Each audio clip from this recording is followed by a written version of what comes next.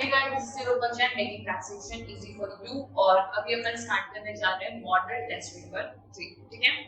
तो यहाँ पर अपन जो अपनी अप्रोच रखेंगे वो थोड़ी सी अलग रखेंगे। कैसे अलग रखेंगे? तो अपन पहले एमसीक्यू सॉल्व करेंगे और डिस्क्रिप्टिव क्वेश्चंस को अपन लास्ट से सॉल्व करना स्टार्ट करेंगे, क्योंकि ना मैंने क्वेश्चन पेपर में पैटर्न देखा कि जो डिस्क्रिप्टिव क्वेश्चंस होते हैं वो लास्ट में ज्यादा इजी होते हैं और जो स्टार्टिंग वाला क्वेश्चन होता है वही थोड़ा सा क्या बोलते हैं ट्रिकी होता है और उसमें ज्यादा थोड़े टफ वाले एडजस्टमेंट्स आते हैं, ठीक है। और जब आप लास्ट से सॉल्व करना स्टार्ट करते हो तो फिर वो चीजें आपको ऐसे लगती है, आपको ऐसा लगता है आपको कि आपने आधा पेपर जीत लिया है, ठीक है।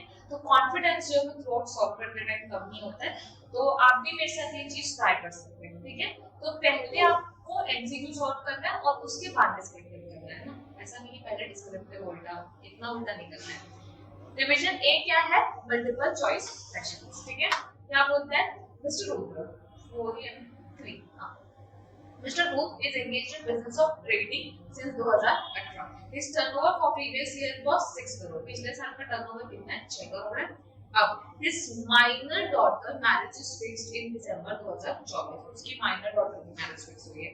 Landed destination wedding कहाँ पर? Goa for the minor daughter. For the wedding, he withdrew 40 lakh in cash. 40 lakh रुपए उसने कैश में विड्रॉ किए in the month of September 2024. 65 lakh in cash in the month of October 2024 from हमारा पैसा bank, ठीक है। बट यहाँ पे हम लोगों ने, मुझे ऐसा लग रहा है कि टीडीएस जो है वो पूछने वाला है क्वेश्चन में, तो अपन पहले पढ़ लेते हैं क्वेश्चन की रिक्वायरमेंट क्या है, ठीक है। The amount of tax to be deducted by हमारा पैसा bank on cash withdrawal by Mr. Rudra. तो TDS कितना डिडक्ट होगा? ये मेरे पहले क्वेश्चन की रिक्वायरमेंट है। दूसरा क्या है? Amount of tax to be deducted by Mr. Rudra on payment made to Tasty Caterers. अगर caterers को पैसे दे रहा है तो कितना डिडक्ट होगा? तो basically TDS under section 194C कितना काटना है वो, and what shall be the amount taxable in whose hand with respect to purchase of immovable property. immovable property खरीदी है तो क्या टैक्सेबल होता है? गिफ्ट टैक्सेबल होता है। तो किसके हाथ में गिफ्ट का पैसा टैक्सेबल होगा? प्रॉपर्टी मिस्टर रुद्र ने खरीदी है from S K builders and gift of same to daughter, और उसने वो अपनी बेटी को गिफ्ट कर दिया है। तो बेसिकली कहां पर जो है वो गिफ्ट के प्रोविजन जो है वो लगने वाले हैं for purchase of immovable property, ठीक है। तो ये आपको अब यहाँ पर सबसे पहले बोल रहा है हमारा पैसा बैंक में कितना, तो बेटा टीडीएस जो होता है 194N में वो क्या बोलता है 2% ओवर 1 करोड़। 40 लाख प्लस 65 लाख कितना हो गया आपका? 1 करोड़ 5 लाख। तो 5 लाख पे आपका टीडीएस कटेगा इनटू 2%, तो मेरा आंसर आ जाएगा 5 लाख का 2% कितना? 10,000। तो 10,000 रुपए टीडीएस डिडक्ट होगा। कौन कटेगा? बैंक काटेगा। उसने बुक किए कितने? 30 room for 5 days for recommendation of his relative. See अगर एक चीज आपका दिमाग चलना चाहिए, पहला क्वेश्चन तो हमारा सॉल्व हो गया कितना? 10,000। दूसरा पूछ रहा है कि 194C में टीडीएस कितना कटेगा? किसका? टेस्टी केटरर्स का। बेटा उसकी बेटी की शादी है और ये क्या है? पर्सनल पर्पस का कॉन्ट्रैक्ट है, और पर्सनल पर्पस में 194C और 194J में टीडीएस नहीं कटता है। अगर इतना आपको पहले से याद हो जाता है तो ये ऑलरेडी सॉल्व हो चुका है, ठीक है। नाउ बट फिर भी अपन क्वेश्चन पढ़ेंगे। उसने बुक किया 30 रूम 5 days के लिए for accommodation of relative in रोहो होटल एंड पे 40,000 इन कैश। 40,000 रुपए कैश में भरे एज एडवांस। बैलेंस में अकाउंट पे चेक।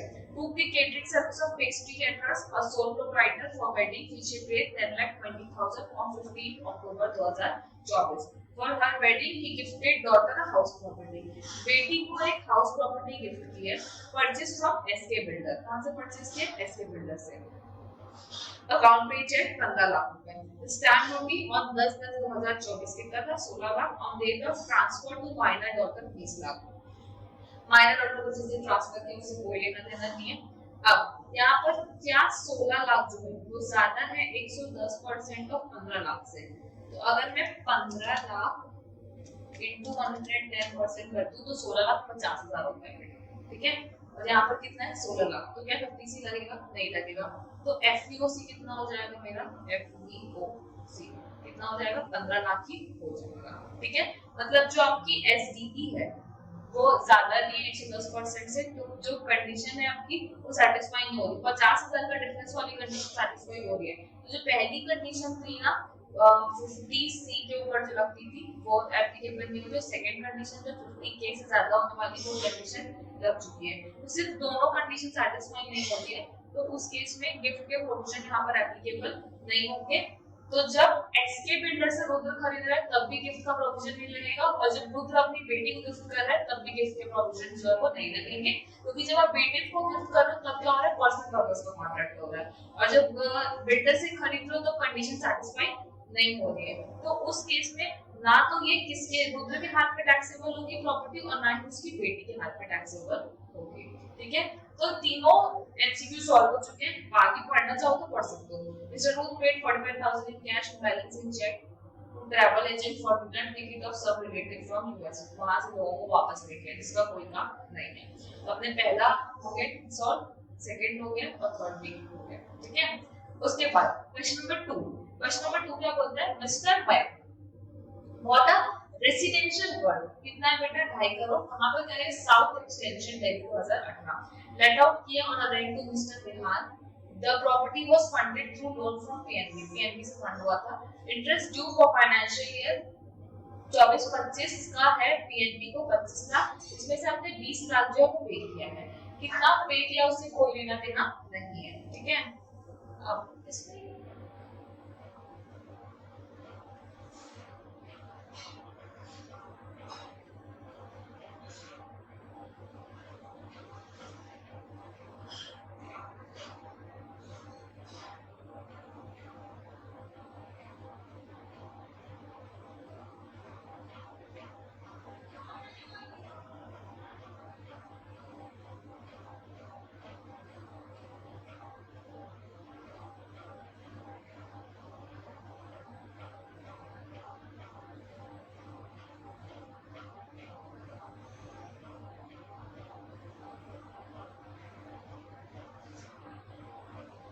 ठीक है, अब यहाँ पर क्या बोल रहे हैं, यहाँ पर बोल रहे हैं कि पेज में प्रॉब्लम है, पूरा प्रेजेंट नहीं होगा।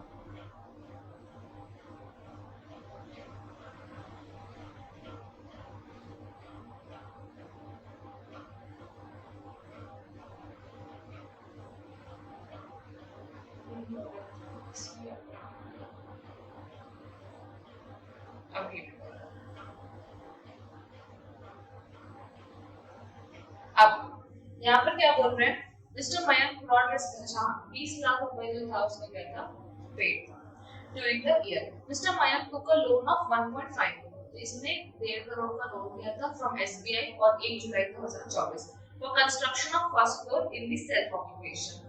The construction is in progress on 31 March 2024. Mayank started repaying the EMI due to SBI. During previous year 24-25 he repaid the principal amount of 25 lakh and 5 lakh to PNB and SBI। तो principal amount जो है उसने पे किया है 25 लाख का और 5 लाख का PNB को और SBI को respectively। He also paid interest of 8 lakh to SBI out of 10 lakh। Paid the interest due for period of 1 July 2024 to 31 March 2025। ठीक है, अब सबसे पहले तो आपको चेक करना पड़ेगा कि रेसिडेंशियल जो दिल्ली में घर लिया हुआ है वो पूरा कंप्लीटेड। ठीक है, उसने घर ही खरीदा है 2.5 करोड़ का, तो क्या कोई प्री एक्विजिशन पीरियड है, नहीं है, प्री एक्विजिशन पीरियड नहीं है, और लेट आउट प्रॉपर्टी है, और इंटरेस्ट कितना है बेटा 25 लाख का। ठीक है, तो यहाँ पर मेरे को 24B में कितना इंटरेस्ट अलाउ हो जाएगा, 25 लाख का पूरा अलाउ हो जाएगा, कोई दिक्कत नहीं है। ठीक है, अब mister Mayank took a loan of 1.5 crore from SBI, लिया कब 1 जुलाई 2024 को फॉर कंस्ट्रक्शन ऑफ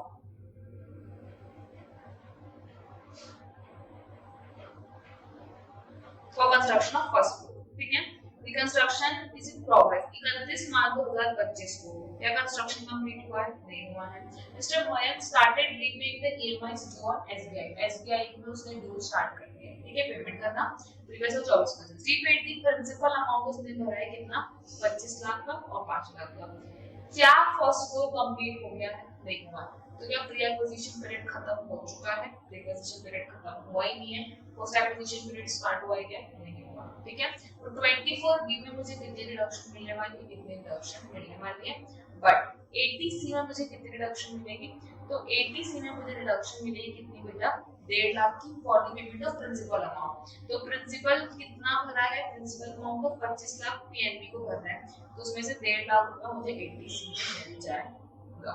ठीक है, अब नीचे क्या बोल एटीसी में, और यहाँ पे जो अपन लोगों ने लोन दिया है फर्स्ट फ्लोर की कंस्ट्रक्शन के लिए, उसकी कोई भी डिडक्शन आपको नहीं मिलने वाली है।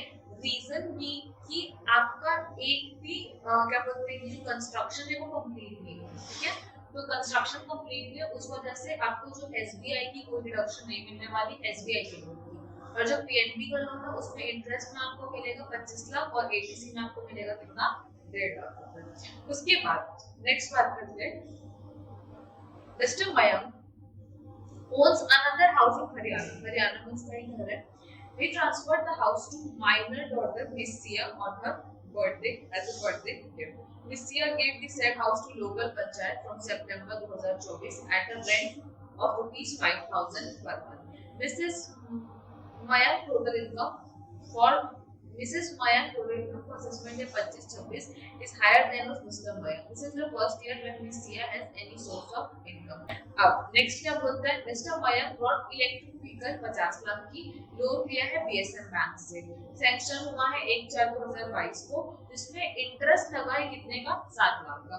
तो यहाँ पे अपन लोगों को रिडक्शन मिलेगी किसमें बेटा, एटीईईबी में। अगर आप ईई के लिए लोन लेते हो आपको रिडक्शन मिलती है एटीईईबी में, बट मैक्सिमम रिडक्शन आपको कितने मिलती है, तो मैक्सिमम रिडक्शन आपको मिलेगी 1.5 लाख। ठीक है, on electric vehicle previous year 24-25।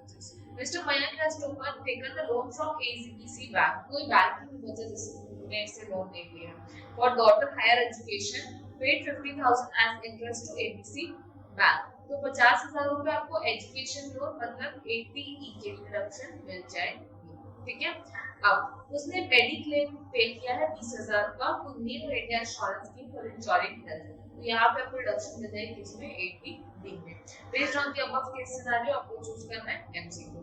What is the amount of interest allowable as reduction by section 24 via assessment या 25-26। तो यहाँ पर लिखा हुआ था कितना, 25 लाख का रिडक्शन 24 में मिलेगा, तो यहाँ पर मिलेगा कितना, 25 lakh. What is the amount reduction to Mr. Mayank under Chapter 6A? तो 80C में उसको मिल रहा था 1,50,000, 80EEB में उसको मिल रहा था 1,50,000, 80E में उसको मिल रहा है 50,000 और 80D में उसको मिल रहा है 20,000। सबका टोटल हो जाएगा 3,70,000। तो 3,70,000 के रिडक्शन जो है वो यहाँ पर मिल जाएगा। ठीक है, in whose had Sia's rental income of house property at Haryana will be taxable and how much will be taxable? तो वो taxable होगी सितंबर से मिले, सितंबर 2024 5,000 पर मंथ, तो कितना होगी 7 मंथ्स। तो 5,000 into 7 months यहाँ पे चेंज हो गई है, 5,000 into 7 months minus 40%, तो आपका आंसर आ जाएगा 24,500 और टैक्सेबल किसके हाथ में होगा, मैं। ठीक है, अब क्वेश्चन नंबर 3 क्या बोलता है, मिस्टर अर्पण एज 35 साल, फॉलोइंग पर्टिकुलर दिए में salary and loss from house property है, ब्रॉट फॉरवर्ड हाउस प्रॉपर्टी का लॉस है 2,30,000, बिजनेस लॉस है 1 लाख, एफडी है 80,000। कंप्यूट टोटल इनकम मिस्टर का assessment here that loss can be carried forward for this. ठीक है, अब हाउस प्रॉपर्टी का जो लॉस है मैक्सिमम कितना सेटअप हो सकता है बेटा, 2 लाख सेटअप हो सकता है। तो यहाँ पर कितना है, 4,50,000 का लॉस है, 2 लाख सेटअप हो गया, तो कैरी फॉरवर्ड कितना होगा, तो कैरी फॉरवर्ड होगा 3 लाख का लॉस। ठीक है, और इसमें 2 लाख माइनस कर दोगे तो सैलरी इनकम कितनी बच गई आपकी, 2 लाख।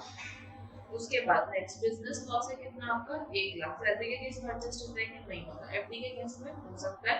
तो यहाँ पर आपको 20,000 का लॉस कैरी फॉरवर्ड होगा, इसका बिजनेस लॉस। तो बिजनेस लॉस आपका ये हो जाएगा और 3 लाख जो है वो किसका हो जाएगा, हाउस प्रॉपर्टी का लॉस हो जाएगा 3,20,000। और जो आपकी इनकम रहेगी वो रहेगी 2 लाख सैलरी से। तो 2 लाख रुपए आपकी सैलरी की इनकम है,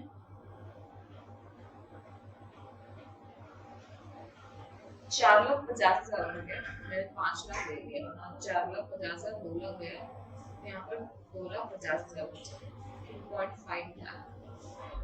तो 2.5 लाख रुपए बिजनेस कॉस्ट जो है वो 20,000 रुपए। तो आपका आंसर होगा ऑप्शन नंबर। उसके बाद नेक्स्ट आता है आपका point number 4। Mr. Raja, age कितनी है आपकी 64 years, was not able to provide satisfactory explanation to you for investment of 7 lakh. तो 7 लाख का उसके पास क्या है अनएक्सपेक्टेड इन्वेस्टमेंट है, रिकॉर्ड हुआ दूसरे अकाउंट्स में।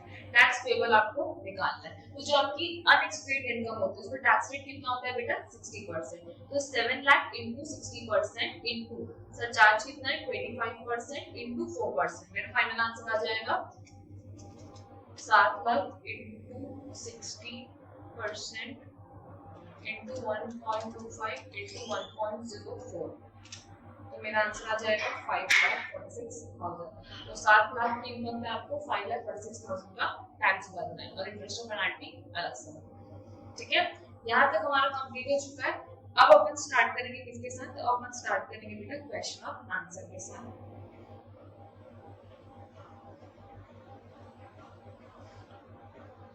ठीक है, और अपन सबसे पहले स्टार्ट करेंगे लास्ट। ठीक है, तो ये लास्ट से सॉल्व करने से ज्यादा इजी पड़ता है क्वेश्चंस। तो यहाँ पे अपन स्टार्ट करेंगे लास्ट क्वेश्चन से। अब सबसे पहले अपन स्टार्ट करने वाले हैं यहाँ पर question number B.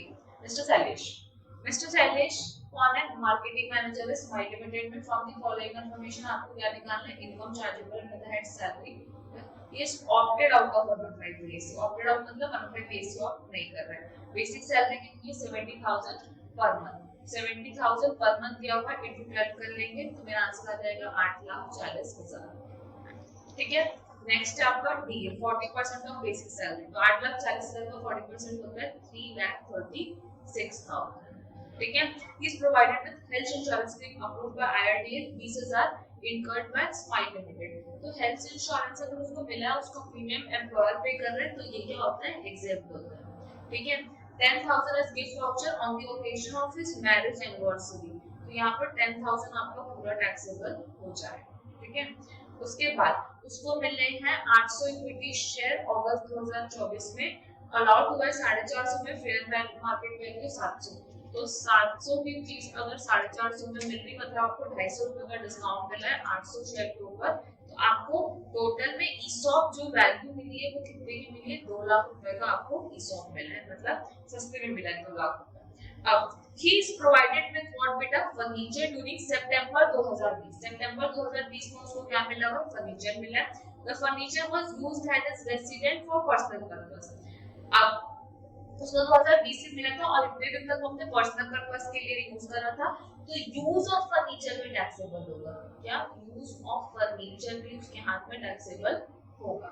The actual cost of furniture कितना था? 1,10,000। 31 मार्च 2025 को कंपनी ने ऑफर किया उसको free of cost and no amount was recovered from him। तो जब भी कोई एसेट एम्प्लॉय अपने पर्सनल पर्पस के लिए यूज करता है और उसके बाद उसको सेल हो जाती है, तो जब पर्सनल पर्पस के लिए यूज हो रहा है तो पहले यूज ऑफ एसेट में टैक्सेबल होता है और फिर सेल ऑफ मूवेबल एसेट में टैक्सेबल होता है। तो यूज ऑफ फर्नीचर उसको मिला कब है बेटा? मार्च में। तो करंट ईयर में उसने पूरा यूज किया, 24-25 में उसने पूरा यूज किया है। यहाँ पर उसकी वैल्यू हो जाएगी 1,10,000 और 10% अगर यूज का लगाते हैं साल भर का तो उसके हाथ में कितना टैक्सेबल हो जाएगा? 11,000 रुपए उसके हाथ में टैक्सेबल हो जाएगा। ठीक है, अब नेक्स्ट अपन बात करेंगे सेल की। तो सेल के लिए को चेक करना पड़ेगा कि आज के दिन की डब्ल्यूडीवी क्या है। तो उसने खरीदी कब थी? सितंबर 2020 में। बेच कब रहा है? मार्च 2025 में। तो इसके बीच में कितने साल कंप्लीट हो रहे हैं? तो 20, 21, 22, 23, 24। हाँ 21, 22, 23, 24, 25 में तो हो जाना है। तो 20 से 21 तो कितने साल लग रहे हैं बेटा? 4 इयर्स। तो 4 ईयर का डेप्रिसिएशन लगेगा। अब एसेट क्या है? फर्नीचर। तो इसमें लगेगा @10% एसएलएफ जो डेप्रिसिएशन लग जाएगा। तो मेरी जो ओपनिंग है वो कितनी है? 1,10,000 माइनस मैं क्या कर रही हूँ यहाँ पर? WD minus depreciation for 4 years minus depreciation for 4 years at the rate of 10%। तो एक साल का डेप्रिसिएशन कितना है बेटा? ऑब्वियसली एक साल का होगा 11,000। तो 4 साल का हो जाएगा 44,000। तो 1,10,000 माइनस 44,000 मेरी आज के दिन की जो डब्ल्यूडीवी आ गई है वो कितनी आ गई? 66,000। 66,000 माइनस सेल वैल्यू क्या है बेटा, उसकी जीरो से कितना पैसा लिया गया, जीरो। तो 66,000 रुपीज जो है वो उसके हाथ में क्या हो जाएगा, टैक्सेबल हो जाएगा। I hope I am clear, ठीक है। उसके बाद नेक्स्ट क्या बोलता है, 10,000 उसको मिला है एंटरटेनमेंट अलाउंस में, तो एंटरटेनमेंट अलाउंस में उसको 10,000 रुपए टैक्सेबल हो जाएगा। हाउसिंग लोन मिला है उसको, ठीक है। अब इसको ध्यान से देखना, हाउसिंग लोन मिला है उसको,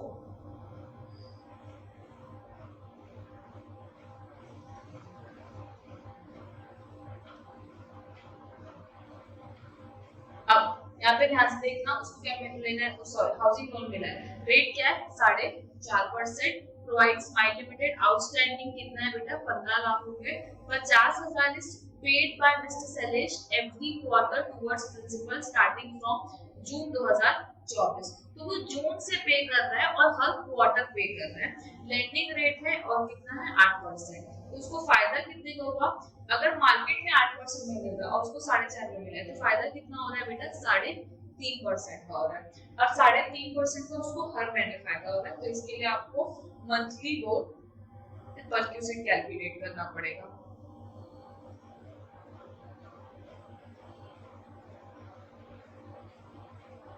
ठीक है, यहाँ पे मैं स्टार्ट करूंगी कहां से, अप्रैल से।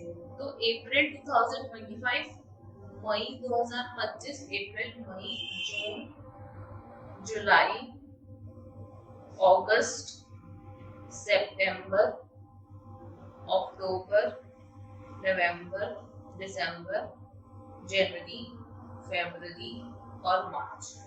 ठीक है, अब अप्रैल में उसका अमाउंट आउटस्टैंडिंग कितना है, तो क्वेश्चन में लिखा हुआ है अमाउंट आउटस्टैंडिंग है बेटा 15 लाख रुपए।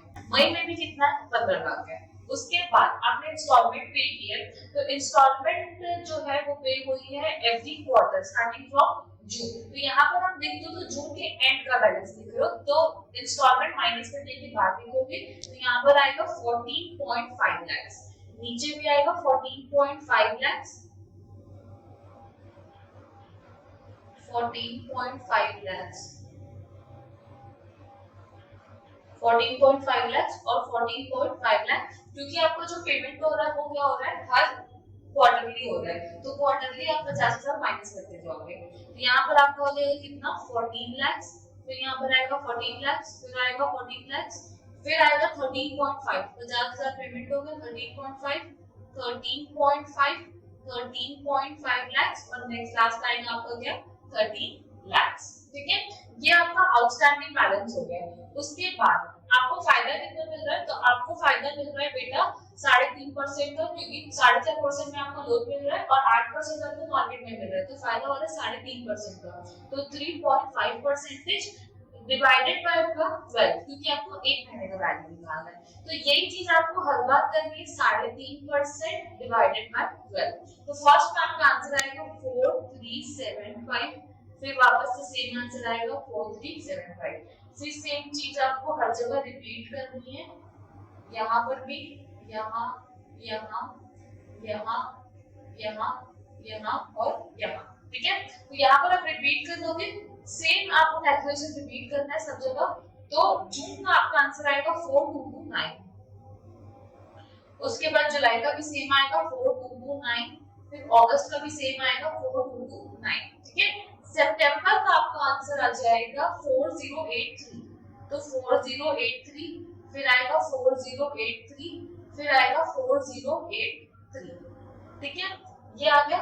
उसके बाद दिसंबर का आपका आंसर आएगा, तो दिसंबर में आपका आएगा 3937.5, 3937.5 और यहाँ पर भी आएगा 3937.5। ठीक है, तो ये तीनों चीजों को आप ऐड करोगे, सबको ऐड करोगे और यहाँ पर आपका आएगा 3792। ठीक है, तो ये आपके क्या आ गए मंथली परक्यूसेंट कैलकुलेशन। अब आपको क्या करना है, अब इनको सबका टोटल करना है। तो आप टोटल करोगे तो आपका आंसर आ जाएगा 49,290.5। ये क्या है मेरा परक्यूसेंट का कैलकुलेशन है। बेटा वो कैलकुलेटर को सेव करोगे, थैंक यू। अब आपका ये आ गया 49,000 290, ठीक है। उसके बाद इस चीज को आपको क्या करना है, आप मेंशन कर दोगे 49,290.5, ये आपका आंसर हो गया ऑपोजिट का। और अगर आपको लैपटॉप फैसिलिटी ऑफिस से मिल रही है तो वो क्या होती है बेटा, एग्जाम्पल, ठीक है। उसके बाद नेक्स्ट अब आपने क्या करना है, सारे यहाँ तक अपना हो गया था। अब आपको क्या कैलकुलेट करना था, आपको कंप्यूट करना था इनकम फ्रॉम सैलरी। तो चलो अब कैलकुलेट करते हैं इनकम फ्रॉम सैलरी। तो सबसे पहले अपन ने क्या, बेसिक सैलरी कितनी है, 8,40,000, ठीक है। उसके बाद नेक्स्ट है आपका डीए इनकम्स, तो डियरनेस अलाउंस जो है 3,36,000। उसके बाद यहाँ पर क्या बोल रहा है, is provided with health insurance जो कि एग्जाम्प्ट है, 10,000 उसको मिला है गिफ्ट वाउचर, तो गिफ्ट यहाँ पर मिला आपको कितना, 10,000। उसके बाद आगे आपको मिला है क्या, ईसॉप, तो ईसॉप आपका आ जाएगा, ईसॉप इज इक्वल्स टू आपका आएगा 2 लाख रुपीस, तो यहाँ पर आपका आंसर आएगा 2 लाख। उसके बाद नेक्स्ट आपको फर्नीचर की वैल्यू मिली थी, तो फर्नीचर का आपका आंसर आएगा 77,000 रुपीस, तो फर्नीचर का आपका आंसर आ जाएगा 77,000। यूज और सेल मिला के लिख रहे हैं हम 77,000, ठीक है। एंटरटेनमेंट अलाउंस जो है वो मिल किसी को भी सकता है, पर डिडक्शन सिर्फ किसको मिलती है, गवर्नमेंट एम्प्लॉय को मिलती है, और ये नॉन गवर्नमेंट एम्प्लॉय है। तो यहाँ पर आपका आ जाएगा 10,000, यहाँ पर आ जाएगा 10,000, ठीक है। और है क्या आपका हाउसिंग लोन का जो डिपॉजिट है वो आया है 49,290.5, ये हमारे आगे सैलरी के कंपोनेंट, ठीक है। उसके बाद मैं यहाँ करूंगी टोटल, तो मेरा आ जाएगा क्या, ग्रॉस सैलरी।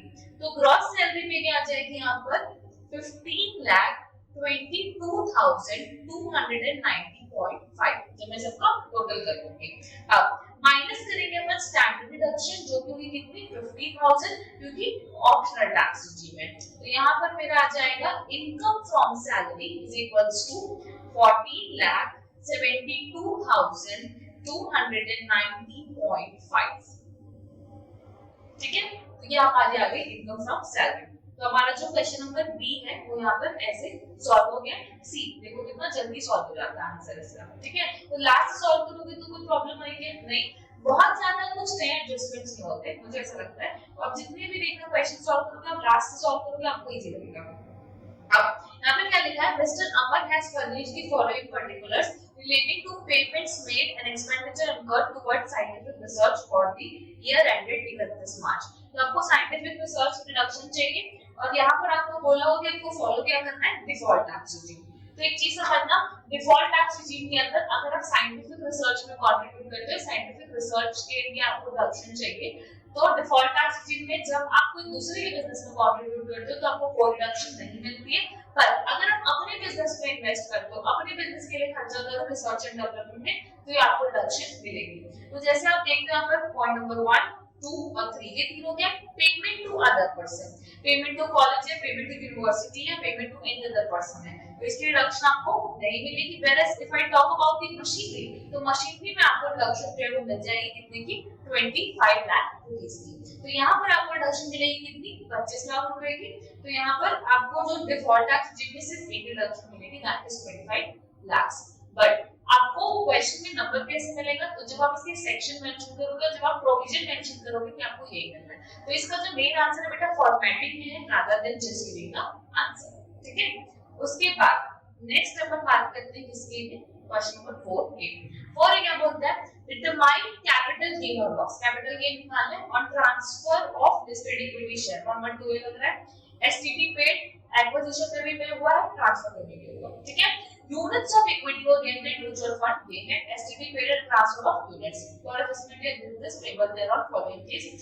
अच्छा, आपको फॉर एंड टैक्स आपको कैपिटल गेन का निकालना है, साथ ही साथ आपको टैक्स निकालना है, सिर्फ बाजू में ही नहीं लिखना है कि टैक्स निकालना है।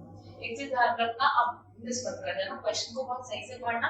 यहाँ पर नीचे में लिखा है कि टैक्स निकालना, तो टैक्स भी निकालना है। If any payable in following cases assuming only transactions are profit, ठीक है। अब 112 है, सीधा सीधा दिख रहा है क्योंकि एसटीपी पेड हुआ है। तो यहाँ पर सबसे पहले हम देखेंगे मिस्टर शगुन परचेज कितने शेयर है, 300 शेयर है ए लिमिटेड के 25 मई 2017 को खरीदे at a cost of 400 rupees per share, 300 share है और 400 रुपए पर शेयर कॉस्ट है। उसने सारे share sold all the shares of A limited और 31 मई 2024 मतलब 23 जुलाई से पहले ट्रांसफर हुआ है, पुराना वाला टैक्स रेट लगेगा। How much for 1200, price as on NSC कहां पर 31/1/2018 को। तो हाईएस्ट, एवरेज और लोवेस्ट आपको तीन ऑप्शन दिए हुए हैं। तो यहां पर 31 जनवरी में आप कौन सा प्राइस देते हो बेटा, हाईएस्ट प्राइस दैट इज 700। तो आप कैसे सॉल्व करोगे यहां पर इसको, FVOC इज इक्वल्स टू 300 आपके शेयर्स है इनटू 1200 रुपए एक शेयर का प्राइस है, तो आपका टोटल हो जाएगा 3,60,000। ठीक है। उसके बाद कॉस्ट ऑफ एक्विजिशन, तो कॉस्ट ऑफ एक्विजिशन 1128 के हिसाब से लगेगा। तो सबसे पहले अपन क्या लेंगे, एक्चुअल। सेकंड अपन लेने वाले, तो सेकंड का पॉइंट नंबर ए आपका है फेयर मार्केट वैल्यू और पॉइंट नंबर बी है आपकी क्या, सेल वैल्यू। तो point number 1 fair market value, इसमें आएगा आपका फेयर मार्केट वैल्यू कितनी दी हुई है 700, सेल वैल्यू आपकी दी हुई है 1200 और एक्चुअल प्राइस आपका दिया हुआ है कितना 400। तो यहाँ पर लेंगे अपन whichever is lower और यहाँ पर अपन लेंगे whichever is higher। ठीक है। तो 400, 700 और 1200, तो यहाँ पर है ये whichever is lower whichever is higher। तो यहाँ पर आपको बना हुआ है 400 रुपए, तो यहाँ पर whichever is higher जाएगा कितना 700। तो 300 शेयर्स into 700, तो आपका आंसर कितना आ जाएगा 2,10,000। ठीक है। तो 2,10,000 आपका क्या है कॉस्ट ऑफ एक्विजिशन। तो 3,60,000 जो आपकी FVOC है और 2,60,000 माइनस कर दोगे तो आपको कैपिटल गेन यहाँ पर आ जाएगा 360 माइनस 210, तो आपका आ जाएगा 1,50,000। अब 1128 के हिसाब से टैक्सेबल है, तो 1,25,000 की क्या मिल जाएगी, एग्जेम्पशन मिल जाएगी। बचा कितना 25,000, 25,000 का 10% जो है आपको टैक्स लगेगा 2,500 रुपए प्लस 4% हेल्थ एजुकेशन से, तो आपका आंसर आ जाएगा 2,600। ठीक है। उसके बाद कम टू नेक्स्ट क्वेश्चन, क्या बोलता है, मिस्टर राज परचेज किए 200 units of equity oriented fund. तो ये भी क्या है 112 है, fund day on 1 February 2017, cost कितनी है 550 पर units. Unit were not listed at the time of purchase, purchase के टाइम में लिस्टेड नहीं था। फंड्स वर लिस्टेड ऑन 1/1/2018, लेकिन 1/1/2018 तक लिस्ट हो गए थे। ठीक है। मिस्टर राज ने सोल्ड किए ऑल द इक्विटी शेयर 3/4 को मतलब 23 जुलाई से पहले सेल किए, पुराना वाला रेट लगेगा for ₹900 each। Details of the coated price on NSC का प्राइस दिया हुआ है और एनएवी भी दी हुई है। तो बेटा जब आपको प्राइस दी हुई है तो आपको प्राइस की लेना है, आपको हाईएस्ट प्राइस लेनी है। तो हाईएस्ट प्राइस कौन सी होगी 750। ठीक है। तो यहाँ पे आप सॉल्व करोगे तो आप लोगे FVOC इज इक्वल्स टू, यहाँ पर कितने 200 यूनिट्स, तो 200 यूनिट्स इनटू आपकी सेलिंग प्राइस कितनी है 900 ईच, तो 900 रुपए ईच, तो आपका आंसर आ जाएगा कितना 1,80,000। ठीक है। उसके बाद नेक्स्ट आपका क्या है कॉस्ट ऑफ एक्विजिशन। तो कॉस्ट ऑफ एक्विजिशन के केस में सबसे पहले आप लेंगे एक्चुअल, तो एक्चुअल कॉस्ट आपकी कितनी 550 रुपीस। सेकंड आपका आ जाएगा, सेकंड का ए आपका आएगा fair market value, fair market value कितनी है 750, तो आपकी वो आ जाएगी। उसके बाद आगे आपका लिखा हुआ पॉइंट नंबर बी, तो पॉइंट नंबर बी यहाँ पर आएगा आपका सेल वैल्यू जो कि कितना है 900 ईच। तो यहाँ पर अपन सबसे पहले लेंगे whichever is lower और फिर अपन लेंगे क्या whichever is higher, whichever is lower और whichever is higher, तो आपका आंसर कितना आ जाएगा 750 रुपीस। तो यहाँ पर अपन लेंगे 200 इंटू 750, तो आपका आंसर आ जाएगा 1,50,000। ठीक है। तो कॉस्ट ऑफ एक्विजिशन कितनी है 1,50,000, तो आपका आंसर कितना है 30,000। तो 30,000 क्या है आपकी लॉन्ग टर्म कैपिटल गेन, आपको 30,000 आपका वो है, उसमें आपको एग्जेम्पशन कितनी मिलती है 1,25,000 की, और यहाँ पर आपको 30,000 रुपीस है, तो आपको एग्जेम्पशन के अंदर कवर हो जाएगा, तो टैक्स जो है वो नहीं लगने वाला है। ठीक है। अब नेक्स्ट अपन बात करेंगे किसकी, क्वेश्चन नंबर बी, तो किसका बी है बेटा ये 3 का बी। तो 3 का बी जो है वो क्या बोलता है, मिस्टर राम है किसका, सेंट्रल गवर्नमेंट का एम्प्लॉई, न्यू दिल्ली में पोस्टिंग हुई है, joined the service on 1st Feb 2021. Details for the previous and 24-25 are as follows. Basic salary 3,80,000, generous allowance है 1,20,000, 40% form part of the basic salary. ठीक है, Ram and government contribute 20% of basic salary. 20% basic salary का contribute करते हैं to pension scheme referred under section 80CC. ठीक है, तो यहाँ पे 3,80,000 into 20% मेरा आंसर आ जाएगा कितना, 76,000. तो यहाँ मेरा contribution कितना हो गया, 76,000. ठीक है, next gift received by Ram's minor son on his birthday from friend 70,000. तो उसके बेटे के बर्थडे पे गिफ्ट मिला 70,000 का, तो 50,000 से ज्यादा का गिफ्ट होता है अगर और वो मिलता है तो बेटा वो टैक्सेबल होता है, तो 50,000 रुपए टैक्सेबल हो जाएगा राम के हाथ में. नेक्स्ट 25 मार्च 2024, ठीक है, मतलब पिछले साल, Mr Ram gifted a sum of 6 lakh to Mrs Ram. अपनी बीवी को गिफ्ट किया है कितना, 6 लाख रुपए. By introducing such amount has her capital, और उसने बिजनेस स्टार्ट किया, मिसेस राम को स्टार्ट अ बिजनेस, उसने बिजनेस स्टार्ट किया उस अमाउंट से. On 1st April 2024, her total investment in business was 10 lakh. तो 10 लाख रुपए उसकी वाइफ ने लगाए हैं, इसमें 6 लाख किसका था, मिस्टर राम का था. और उन लोगों को क्या हुआ, लॉस हुआ, बिजनेस से लॉस हुआ है कितना, 1,30,000. सी जो क्लबिंग होती है वो लॉस के केस में भी होती है और प्रॉफिट के केस में भी होती है. तो यहाँ पे जो लॉस हुआ है तो उस केस में भी क्लबिंग होगी. कितनी होगी, अगर ओपनिंग कैपिटल में किसी का अमाउंट इंक्लूडेड है तो 1 लाख होगा. तो हाँ बिल्कुल इंक्लूडेड है, हमारा 10 लाख का कैपिटल है जिसमें से 6 लाख रुपए जो है किसका है बेटा, हस्बैंड का, और 4 लाख रुपए किसका है, वाइफ का. तो 6:4 के केस में मतलब 60% लॉस जो है वो क्लब होगा हस्बैंड के हाथ में, और जो बैलेंस है वो क्या बोलते हैं टैक्सेबल या फिर कैरी फॉरवर्ड होगा वाइफ के हाथ में. ठीक है, तो यहाँ पर 1,20,000 into 60% आपका आंसर आएगा कितना, 78,000, जो कि मिस्टर राम के हाथ में चला जाएगा. ठीक है, माइनस 1,30,000 आपके हाथ में क्या आएगा, 52,000. तो ये आएगा उसकी वाइफ के हाथ में. अब राम ने डिपॉजिट किया 70,000 सुकन्या समृद्धि स्कीम अकाउंट में और 40,000 लगाए हैं एनयूटी स्कीम में. तो दोनों की डिडक्शन आपको मिल जाएगी 80C के अंदर. टोटल 70 प्लस 40 हो जाता है 1,10,000. तो 1,10,000 आपको सबका मिला के मिल जाएगा. ठीक है, उसने क्या लिया, educational loan from SBI for the major son who is pursuing MBA from Gujarat University. Let's pay 15,000 as interest on such loan. तो 80E में आपको डिडक्शन मिलेगी कितने की, 15,000 की. ठीक है, अब एक चीज बहुत याद रखना कि ये वाला जो एडजस्टमेंट है बेटा वो सबसे ज्यादा इंपॉर्टेंट है. ठीक है, ये एडजस्टमेंट क्या होता है कि आपने पेंशन स्कीम में कंट्रीब्यूट किए. ठीक है, तो यहाँ पर आपको 3 जगह पर डिडक्शन मिलेगी. एक मिलेगी आपको 80CCD सबसेक्शन 1, सेकंड आपको मिलेगी सबसेक्शन 1B और थर्ड आपको मिलेगी सबसेक्शन 2.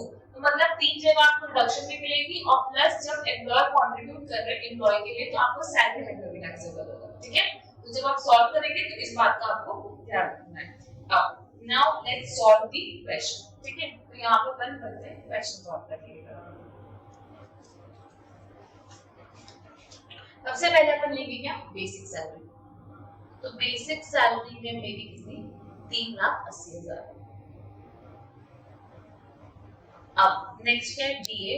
तो डीए कितना बोला है, 1,20,000. तो 1,20,000.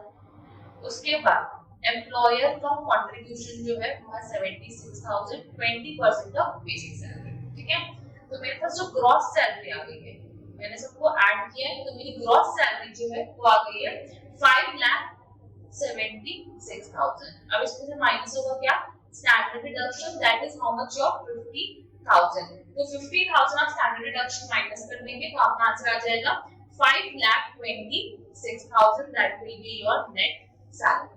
ठीक है, अब आगे यहाँ पर अपना कैसे कैलकुलेशन हो गया, सैलरी का कैलकुलेशन हो गया. अब मेरे पास क्या है, पीजीबीपी हेड में क्या है बेटा, लॉस है. तो पीजीबीपी हेड का जो लॉस है वो कितना है अपना, 78,000 का आपका लॉस है. और अदर सोर्सेस में आपकी इनकम है, दैट इज गिफ्ट वाली, वो कितनी है आपकी इनकम, तो 70,000 की इनकम है. ये 70,000 की इनकम है. ठीक है, तो अदर सोर्सेस में जो आपकी इनकम आ रही है वो कितनी आ रही है, 70,000. ठीक है। बट 70,000 की इनकम में आपको ध्यान रखना है 1500 रुपए आपको एग्जेम्पशन मिलती है चाइल्ड की केस में, तो 70,000 माइनस 1500 रुपए की एग्जेम्पशन, आपका आंसर आ जाएगा 68,500।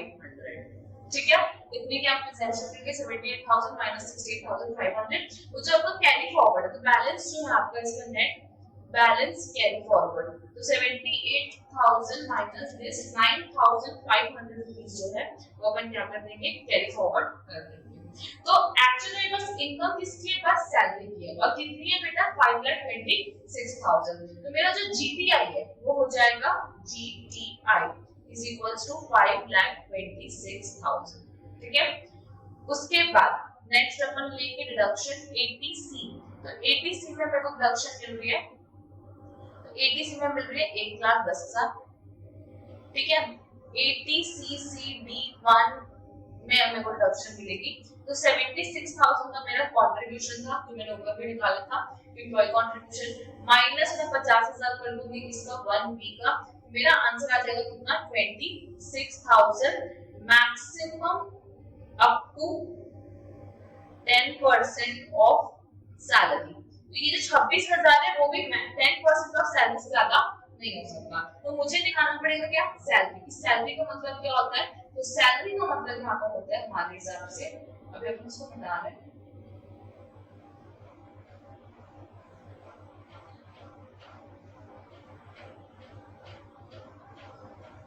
तो सैलरी का मतलब यहाँ पर हमारे हिसाब से होता है salary is equals to basic plus DA in terms.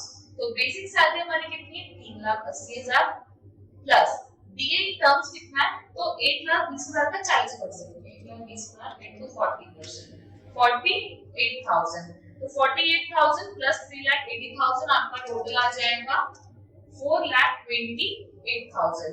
तो मेरी जो सैलरी है वो कितनी होगी 4,28,000, इसका अगर मैं देखूं 10% तो कितना आएगा 42,800, मतलब मैक्सिमम मेरे को कितना अलाउ हो सकता है 42,800, बट मेरे पास कितना है 26,000, तो वो कम है, तो यहाँ पर मैं कितना ले लूंगी बेटा 26,000। ठीक है, तो यहाँ पर अपन इसको कर लेते हैं कलर चेंज, इसको कर लेते हैं ब्लू कलर, तो ये हो गया ATCCD1। अब नेक्स्ट है ATCCD1B, तो इसमें हम लोग को एडिशनल डिडक्शन मिल रही है 50,000, और ATCCD2 तो इसमें अपने को मैक्सिमम डिडक्शन मिलती है 14% ऑफ सैलरी। ठीक है, मैक्सिमम 14% ऑफ सैलरी, तो यहाँ पर 4,28,000 का क्या करूंगी मैं 14% कैलकुलेट करूंगी, तो 4,28,000 into 14%, तो मेरा आंसर आ जाएगा 59,920। तो ये आपका क्या है ATCCD2। उसके बाद जो नेक्स्ट में डिडक्शन आएगी वो आएगी विद रिस्पेक्ट टू ATE, तो वो कितना आ जाएगा बेटा 15,000। ठीक है, तो इसके अलावा कुछ है नहीं, तो यहाँ पे अपन करेंगे GTI की मेरी कितनी है 5,26,000, उसमें अपन माइनस करेंगे तो 1,10,000, 26,000, 50,000, 59,000 और 15,000, तो मेरा टोटल जो है वो आ जाएगा कितना, तो मेरा टोटल आ जाएगा टोटल इनकम, मतलब टोटल इनकम आ जाएगी मेरी, इसको माइनस करने के बाद मेरी इनकम आ जाएगी 2,65,080 रुपीस। ठीक है, तो आपको क्या चाहिए था, ऐसे भी आपको चाहिए थी total income of Ram, total income of Ram है 2,65,080 rupees. I hope I clear. ठीक है, तो ये वाला क्वेश्चन जो है वो अपना कंप्लीट हो चुका है। अब now let's move to the next question. यहाँ पर मिस्टर जैन है और मिसेस जैन की वाइफ है, पार्टनर्स है किसमें पार्टनरशिप फॉर्म में, होल्डिंग 25% ईच, मतलब दोनों का सब्सटेंशियल इंटरेस्ट है। During the financial year 24-25 the firm paid 2,50,000 each, 2.5 lakh रुपए ईच पे किए as a remuneration to them, remuneration दिया दोनों को। Apart from this they provide the following information, salary received by Mr Jain from his employer is 12,50,000। Next, interest on fixed deposit, FD का interest Mrs Jain ने जो earn किया है वो है 14 लाख। तो मिस्टर जैन की सैलरी है 12,50,000 और मिसेस जैन का एफडी का इंटरेस्ट है 14 लाख रुपए, ठीक है, और वो भी उसने अपने स्त्री धन से लिया, मतलब खुद के पैसे से लिया। माइनस सन की जो इनकम है 3 minor childrens, Meeta, Meeta and Sita, तो 3 बेटियों की जो इनकम है वो इतनी है। You are required to compute gross total income of Mr. Jain, Mrs. Jain as per the provision और लोगों ने deferred tax stream of नहीं किया, ठीक है। अब तो यहाँ पर अपन सबसे पहले कैलकुलेट करेंगे क्या, particulars, Mr. Jain, Mrs. Jain, ठीक है, मिस्टर जैन हो गया और मिसेस जैन हो गया। तो जो मिस्टर जैन है यहाँ पर मैं जो मिस्टर जैन वो क्या मिली है बेटा, सैलरी मिली है। तो सैलरी अपन लेने वाले हैं कितनी, 12,50,000, ठीक है। तो 12,50,000 की सैलरी है, तो 12,50,000 की क्या है सैलरी, माइनस क्या करना है, स्टैंडर्ड डिडक्शन कितने का, 50,000 का। 50,000 का माइनस कर देंगे तो अपना आंसर कितना आ जाएगा, 12 लाख रुपए, ठीक है। और एफडी का जो इंटरेस्ट है वो कितना आ जाएगा, 14 लाख रुपए। तो एफडी का जो इंटरेस्ट है वो कितना है, 14 लाख, और ये जो है वो 12 लाख। तो टोटल इनकम बिफोर क्लबिंग यहाँ पर कितनी है आपकी, 12 लाख, और यहाँ पर कितनी है, 14 lakh.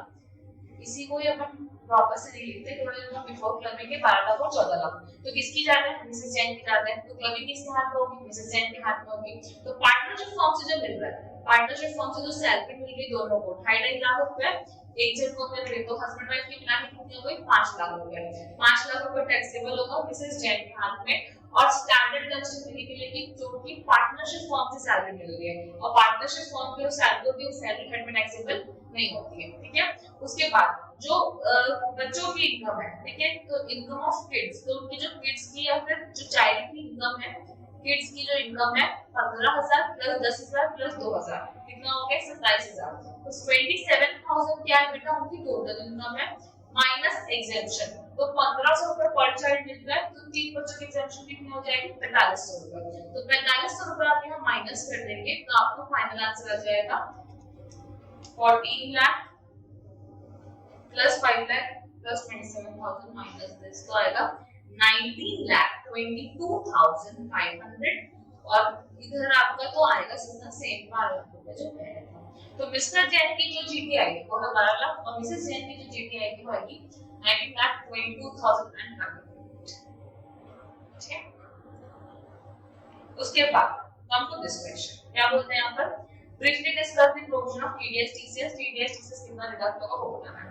Mister Vikas received the sum of 10,20,000, कितना मिला है, 10,20,000 और 28 फरवरी 2025 as a premature withdrawal from employee provident fund scheme। तो EPF से विड्रॉ किया हुआ है, ठीक है, और premature withdrawal before continuous service of 5 years on account of termination of employment due to ill health। तो स्पेंस आप इल हेल्थ की वजह से बोलते हैं, मतलब विड्रॉ कर लो, तो उस केस में आपका टीडीएस जो है वो डिडक्ट नहीं होगा और अमाउंट जो है वो आपके हाथ में एग्जेम्प्ट हो जाएगा, ठीक है। अब नेक्स्ट है, इंडियन बैंक ने सैंक्शन किया, डिसबर्स किया loan 12 crore to B limited on 31/12/2024 and B Limited paid a sum of 1,20,000 as service fees to Indian Bank for processing of loan application। तो जो लोन एप्लीकेशन की जो फीस होती है ना, उस पे कोई भी टीडीएस या टीसीएस एप्लीकेबल होता है। टीडीएस एससीएस इंटरेस्ट के ऊपर एप्लीकेबल होता है, इसलिए यहाँ पर भी आपको कोई भी मतलब टीडीएस जो है नहीं लगेगा, ठीक है। उसके बाद come to question number 2a, Miss Geeta citizen of India got married to Mr. Peter of Australia, Peter से शादी के लिए and left India for the first time on 28 अगस्त। 28 अगस्त को इंडिया छोड़ के जा रही है, उसके बाद उसे कभी विजिट नहीं किया इंडिया। उसने फॉलोइंग इनकम डिराइव किए, रेजिडेंशियल स्टेटस निकालने Miss Geeta and compute the business agriculture income किसकी निकाल के, गीता की निकालनी है, ठीक है। तो जब वो 28 अगस्त को इंडिया छोड़ के जा रही है तो हम लोग क्या कैलकुलेट करना पड़ेगा, number of days in stay in India, stay India में कितना स्टे किया है। तो मैं कहां से करूंगी, अप्रैल से लेके अगस्त तक का कैलकुलेट करूंगी। तो अप्रैल जो है, अप्रैल में कितना आएगा 30 डेज प्लस मई में कितना आएगा 31 डेज, अप्रैल में जून जुलाई अगस्त में आएगा 20 तारीख, तो टोटल आ जाएगा मेरा 30 प्लस 31 प्लस 30 प्लस 31 प्लस 20 में आ जाएगा कितना 142 डेज। ठीक है, तो मेरा कैलकुलेशन कितने का हो गया 1 और मेरा जो टोटल है कितना है 142 डेज। तो मेरे को क्या सेटिस्फाई करना है, मेरे को बेसिक कंडीशन या एडिशनल कंडीशन में सेटिस्फाई करनी है।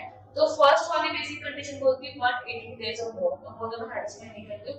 बट सेकंड क्या बोलते हैं 60 डेज इन प्रीवियस ईयर और पहले के 4 साल में 365 डेज और मोर। तो सिंस मेरा करंट ईयर में 60 डेज से ज्यादा है 142 डेज और मोर है, और पिछले के सालों में तो वो ज्यादा और हो गए, मतलब पिछले के सालों में तो मैं इंडिया में ही हूं, तो 365 डेज से ज्यादा है पूरे इंडिया में ही है। तो मैं क्या बन गई हूं बेटा ROR, मैं मतलब गीता जो क्या बन गई है ROR। ठीक है, अब इनकम चेक करनी है। Income from sale of centrifuge latest process rubber from the Kanyakumari, तो कन्याकुमारी इंडिया में आता है, जहां पर रेशियो आ जाएगा आपका कितना 60 एंड 65 एंड 35।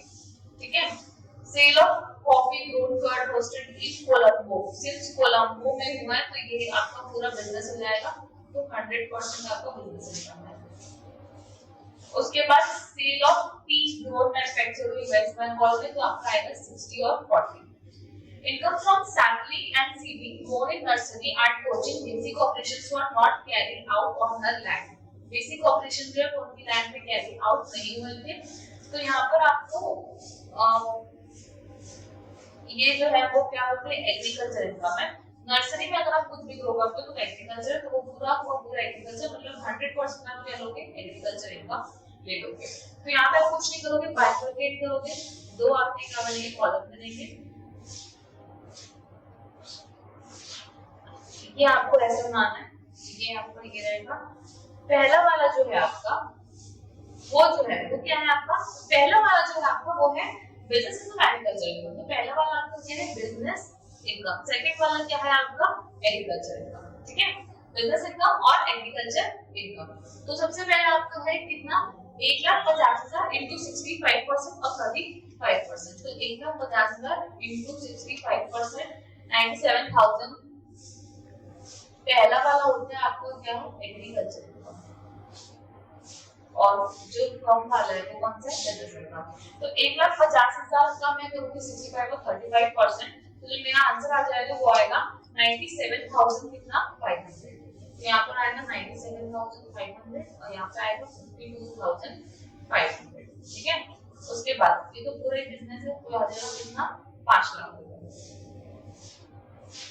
फिर नेक्स्ट थर्ड में आपका 60-40, तो ये आएगा 7,20,000 और इधर आ जाएगा मेरा 4,80,000।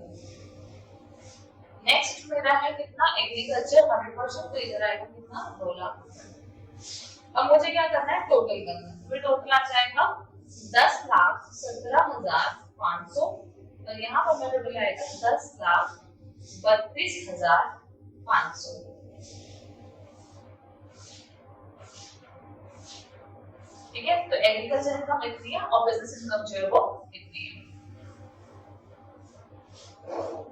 उसके बाद now let's come to your question number 1 which is compulsory. ठीक है, मिस्टर आयुष कौन है, रेजिडेंट इंडिविजुअल है, एज 54 साल है, बिजनेस ऑफ अर्न प्रॉफिट कितना है 82,45,000 profit and loss after debiting the following item, इसको डेबिट करने के बाद ये हाल है।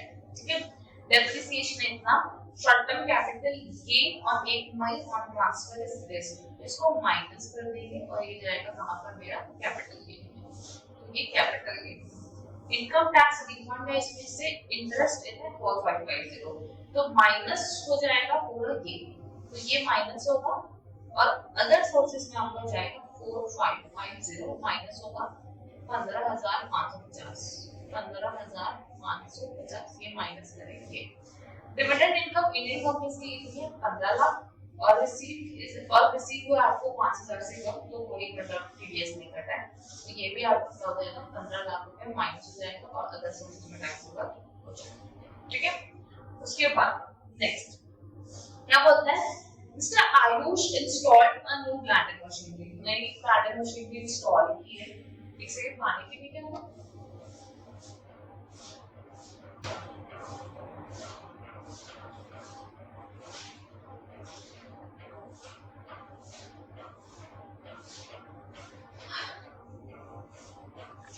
Mr. Ayush installed new plant and machinery for rupees 65 lakhs on 8 October 2024. Installed किया अक्टूबर में, which was put to use on 1/1/2025.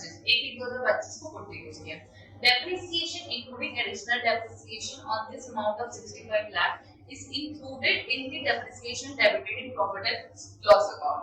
मतलब 65 लाख का जो depreciation है वो ऊपर included है, which has been computed as per income tax rules. ठीक है, तो यहाँ पे इम्पोर्टेंट बात ये बोल रहा है कि पुट टू यूज किससे लेस देन 180 डेज के लिए।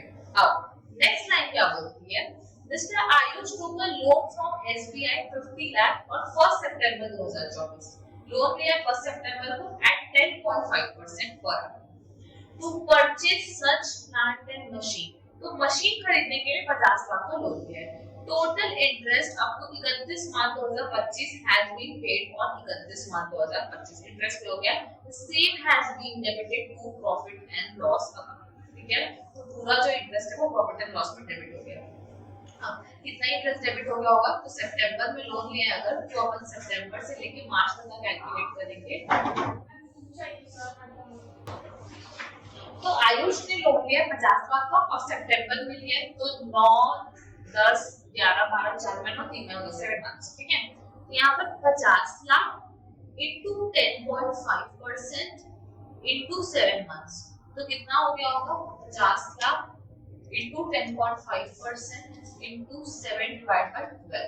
तो मेरा आंसर आ गया कितना 3,06,250। बट यहाँ पर अपन क्या बोलते हैं, एसेट को पुट टू यूज करके जो रेट का इंटरेस्ट होता है वो क्या होता है, वो आपका ऐड होता है इसमें एसेट की कॉस्ट में। तो एसेट को पुट टू यूज करके जनवरी में किए हैं, तो 4 महीने का जो आपका इंटरेस्ट होगा वो ऐड होगा उसकी कॉस्ट में और 3 महीने का जो इंटरेस्ट होगा वो प्रॉफिट एंड लॉस में जाएगा। ठीक है, तो ये टोटल कितने महीने का 7 मंथ्स का, तो मैं इसको कर देती हूं इनटू 4/12, तो मेरा आंसर आ जाएगा into 4 divided by 7। यहाँ पर होगा into 4/7, तो यहाँ पर मेरा आंसर आ जाएगा 3,06,250 into 4 divided by 7, मेरा आंसर आ जाएगा 1,75,000। तो 1,75,000 तो है। एक तो क्या होगा प्रॉफिट एंड लॉस में अपन इसको क्या कर चुके, डेबिट कर चुके, तो इसको अपन डेबिट कर चुके, मतलब वहां पे अपन इसको ऐड बैक करना पड़ेगा क्योंकि पहले अपन इस डिडक्शन देख लिया। प्लस साथ ही साथ इसके ऊपर अपने को जो डेप्रिसिएशन है, नॉर्मल डेप्रिसिएशन और एडिशनल डेप्रिसिएशन जो है वो माइनस करना पड़ेगा। ठीक है, तो अपन कैलकुलेट करके माइनस कर देंगे। तो 3,06,250 में से 1,75,000 जो है वो प्रॉफिट एंड लॉस में ऐड हो जाएगा और उसमें डेप्रिसिएशन क्लेम करेंगे और बचा हुआ ऑलरेडी डेप्रिसिएशन डेबिटेड है उसके अंदर और इंटरेस्ट भी डेबिटेड। ठीक है, एडवांस टैक्स अपन दोनों साल भर में भरा 17,50,000 ये टैक्स लायबिलिटी कैलकुलेट करने में काम आ जाएगा। Ayush purchase goods for 40 lakh from mister Ram his brother, market value of goods 35 lakh है, तो अनरिजनेबल कितना हुआ 5 लाख, तो 5 लाख रुपए अपन क्या कर देंगे ऐड कर देंगे। He paid 40,000 as life insurance premium, 40,000 उसने क्या भरा लाइफ इंश्योरेंस प्रीमियम भरा है। ठीक है, he paid 40,000 as life insurance premium on life of his married daughter who is not dependent on sum assured कितने 5 लाख पॉलिसी ली 2017, तो मैक्सिमम 10% ऐसे भी 40,000 हो जाएगा कहां पर 80C में, तो 80C में आपका आ जाएगा कितना 40,000। 45,000 by check towards health insurance policy covering his spouse and children, तो यहाँ पर 80D में आपको रिडक्शन आ जाएगी कितनी 45,000। ठीक है, उसके बाद नेक्स्ट आपका बोलता है क्या, और 1 जुलाई 2024 mister Ayush withdrew 1.5 crore in cash from 3 current account maintain by him with SBI. बेटा 1 करोड़ के ऊपर कितना ही विथड्रॉ करो आपको डीएस कटेगा, there is no other withdrawal to be clear, regular return file होता है, तो 50 लाख इनटू 2% आपका आंसर आ जाएगा 1 लाख रुपए। तो 1 लाख रुपए जो है वो क्या हो जाएगा आपका, वो हो जाएगा आपका डिडक्ट फ्रॉम 1,00,000 रुपए, तो 1,00,000 रुपए आपका टीडीएस डिडक्ट हो जाएगा, तो ये माइनस होगा इसमें टैक्स लायबिलिटी के। ठीक है, तो अब देखो क्या करना है, क्वेश्चन सॉल्व करना है। Please come here.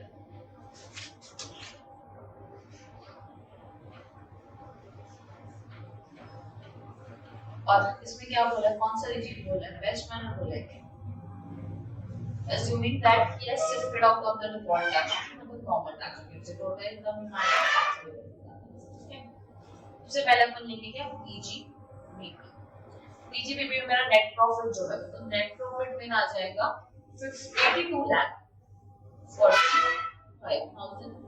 उसमें मेरे को क्या करना है, ऐड करना है। तो ऐड करने के लिए इंटरेस्ट ऑन लोन सबसे पहले आएगा 1,75,000, वो मेरा ऐड हो जाएगा। परचेज ऑफ गुड्स जो मैंने अनरिजनेबल परचेज किया था वो आ जाएगा कितना, 5 लाख।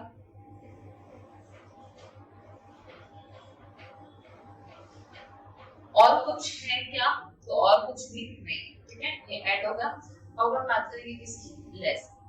तो लेस में अपन सबसे पहले आपका आएगा आईटी रिफंड। तो आईटी रिफंड जो है वो आपका आने वाला है कितना, 15,550। 15,550। ठीक है, उसके बाद नेक्स्ट आपका क्या है, dividend. Dividend is equals to 15 lakh. उसके बाद नेक्स्ट आपका शॉर्ट टर्म कैपिटल गेन। तो ये आपका कितना था बेटा, 10 लाख। आईटी रिफंड हो गया, डिविडेंड होगा, शॉर्ट टर्म कैपिटल गेन हो गया। उसके बाद डेप्रिसिएशन जो आपको लगाना था किसमें, 1,75,000 में। तो जो नॉर्मल डेप्रिसिएशन है वो लगेगा 1,75,000 इनटू 15% आपका रेट है, इनटू 50%, क्योंकि गुड यूज हुआ लेस देन 180 डेज के लिए। और प्लस यहाँ पर आ जाएगा कितना, 1,75,000 इनटू 15% डिवाइड बाय 2। अब आंसर आएगा 13,125। ये माइनस होगा। एडिशनल जो है वो आएगा 1,75,000 इनटू 20% इनटू 50%। यहाँ पे आपका आंसर आएगा 1,75,000 इनटू 20% डिवाइडेड बाय 2। तो आपका आंसर आ जाएगा 17,500। तो यहाँ पर आपका आएगा 63,73,825। ठीक है, तो ये आपका आ चुका है। उसके बाद नेक्स्ट अपन बात करेंगे किसकी, कैपिटल गेन की। तो capital gain is equals to, capital gain में मेरी इनकम कितनी है, 10 लाख और ये 10 लाख। ठीक है, उसके बाद नेक्स्ट आपका क्या है, इनकम फ्रॉम अदर सोर्सेज में आएगा आईटी रिफंड। तो आईटी रिफंड जो था आपका क्वेश्चन में था 4550। उसके बाद जो आपकी डिविडेंड की इनकम थी वो आएगी कितनी, 15 लाख। और जीटीआई जो है आपका आप टोटल कर देंगे तो क्या आ जाएगा जीटीआई, तो 88,78,375। ये क्या हो जाएगा आपका टोटल। उसके बाद माइनस कर देंगे क्या आप, एटीसी। तो एटीसी में पहले अपन लोगों ने देखी कितनी, 40,000 माइनस 80डी। तो 80डी में अपन लोगों ने देखा कितना, 25,000। तो दोनों को अपन माइनस कर देंगे तो मेरा टोटल इनकम आ जाएगा 88,13,375। 88,13,375।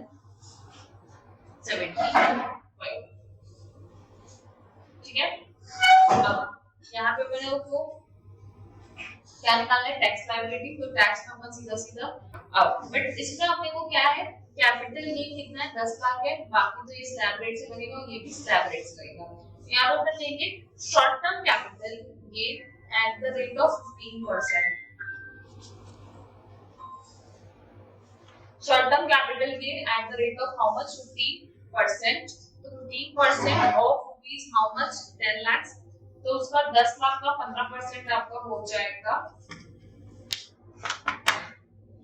10 लाख इंटू 15%। आपका आंसर कितना हो जाएगा, 1,50,000। तो 1,50,000 आपको क्या हो जाएगा ये 1,50,000 हो गया। उसके बाद इसमें से अपन 10 लाख माइनस कर देंगे तो अपना हो जाएगा 78 लाख 13,13,375 माइनस करेंगे अपन 10 लाख into 30% plus 1,12,500 हमारा टैक्स आ जाएगा कितना 21,56,530 ये मेरा किससे आएगा बेटा स्लैब रेट से आ जाएगा तो मेरा प्लस 1,50,000 1,50,000 टैक्स आ जाएगा 23,06,530 प्लस हेल्थ प्लस होगा अपना क्या सरचार्ज 10% सरचार्ज आ जाएगा आपका 2,30,000 surcharge at the rate of 10% 2,30,651 इसको ऐड कर दोगे तो आपका आंसर आ जाएगा 25,47,164 ठीक है plus health and education says at the rate of 4% तो into 4% आपका आंसर आ जाएगा 1,01,487 प्लस कर देंगे अपन आपका आंसर आ जाएगा 26,38,650 तो ये आपके अगले टोटल टैक्स आएंगे ठीक है इसमें से TDS 194N में कटा था तो 194N का TDS है आपका कितना 1 लाख हाँ तो 1 लाख आपका 194N का TDS माइनस हो जाएगा 194N तो ये आपका 194N प्लस एडवांस टैक्स बताया इसमें 17,50,000 इसको दोनों को माइनस कर देंगे तो टैक्स पेएबल आ जाएगा वो आ जाएगा 7,88,652 राउंड ऑफ करके हम 650 ले सकते हैं 7,88,650 I hope this is clear. So we are doing it all for today and from tomorrow we're going to continue at next